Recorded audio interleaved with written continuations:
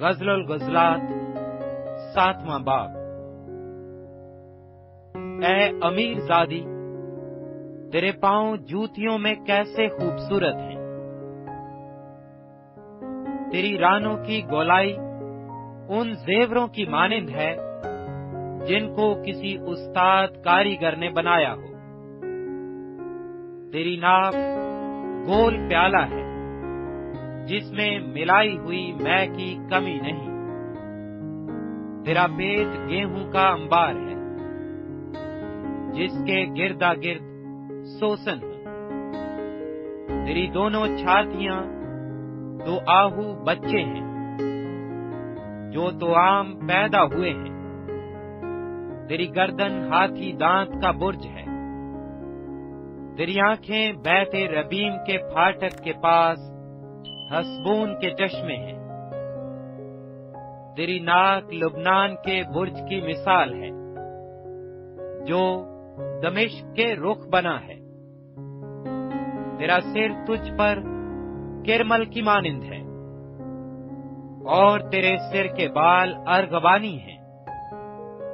بادشاہ تیری زلفوں میں اسیر ہے۔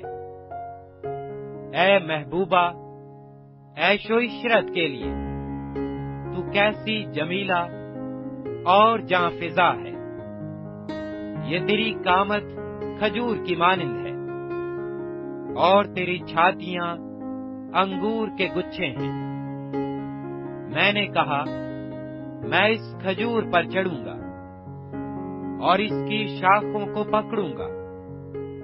تیری چھاتیاں انگور کے گچھے ہوں اور تیری سانس کی خوشبو سیب کی سی ہو اور تیرا منہ بہترین شراب کی مانند ہو جو میرے محبوب کی طرف سیدھی چلی جاتی ہے اور سونے والوں کے ہونٹوں پر سے آہستہ آہستہ بہہ جاتی ہے۔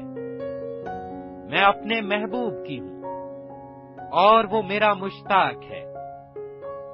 اے میرے محبوب، چل ہم کھیتوں میں سیر کریں اور گاؤں میں رات کاٹیں، پھر تڑکے انگورستانوں میں چلیں اور دیکھیں کہ آیا طاق شگفتہ ہے اور اس میں پھول نکلے ہیں اور انار کی کلیاں کھلی ہیں یا نہیں۔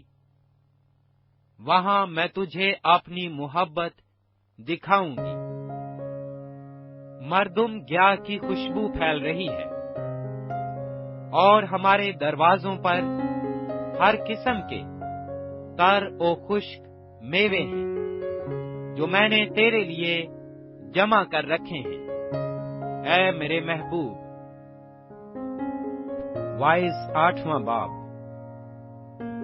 دانش مند کے برابر کون ہے اور کسی بات کی تفسیر کرنا کون جانتا ہے؟ انسان کی حکمت اس کے چہرہ کو روشن کرتی ہے اور اس کے چہرہ کی سختی اس سے بدل جاتی ہے۔ میں تجھے صلاح دیتا ہوں کہ تو بادشاہ کے حکم کو خدا کی قسم کے سبب سے مانتا رہ۔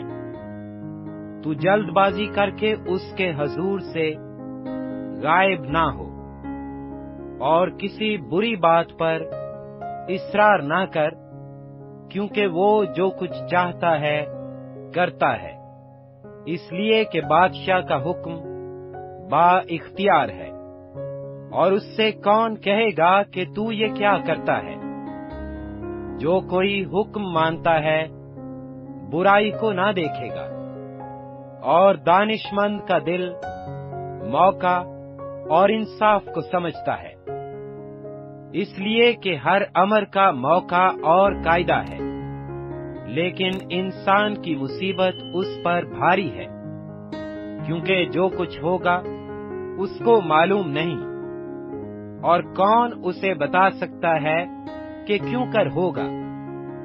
کسی آدمی کو روح پر اختیار نہیں کہ اسے روک سکے، اور مرنے کا دن بھی اس کے اختیار سے باہر ہے، اور اس لڑائی سے چھٹی نہیں ملتی، اور نہ شرارت اس کو جو اس میں غرق ہے چھڑائے گی۔ یہ سب میں نے دیکھا اور اپنا دل سارے کام پر جو دنیا میں کیا جاتا ہے لگایا۔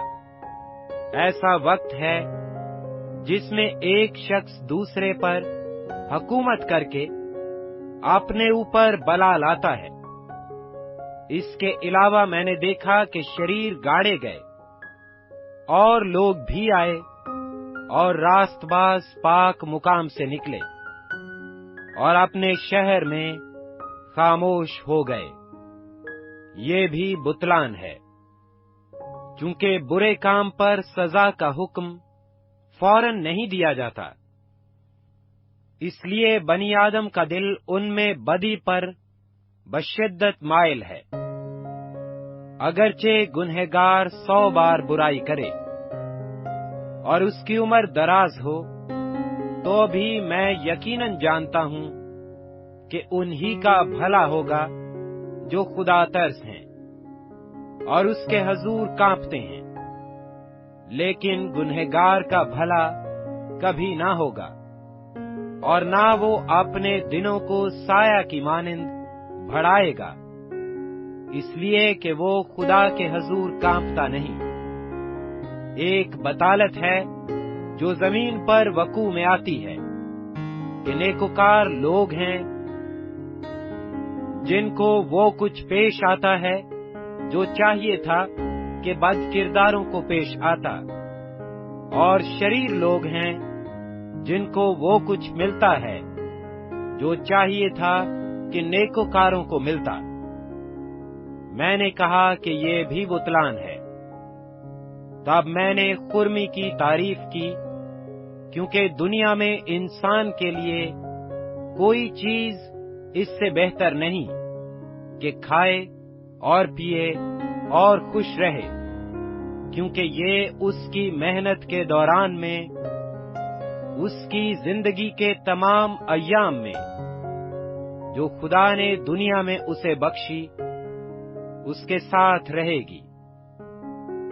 جب میں نے اپنا دل لگایا کہ حکمت سیکھوں اور اس کام کاج کو جو زمین پر کیا جاتا ہے دیکھوں، کیونکہ ایسا بھی ہے جس کی آنکھوں میں نہ رات کو نیند آتی ہے نہ دن کو۔ تب میں نے خدا کے سارے کام پر نگاہ کی اور جانا کہ انسان اس کام کو جو دنیا میں کیا جاتا ہے دریافت نہیں کر سکتا، اگرچہ انسان کتنی ہی محنت سے اس کی تلاش کرے، پر کچھ دریافت نہ کرے گا، بلکہ ہر چند دانش مند کو گمان ہو کہ اس کو معلوم کر لے گا، پر وہ کبھی اس کو دریافت نہیں کر سکے گا۔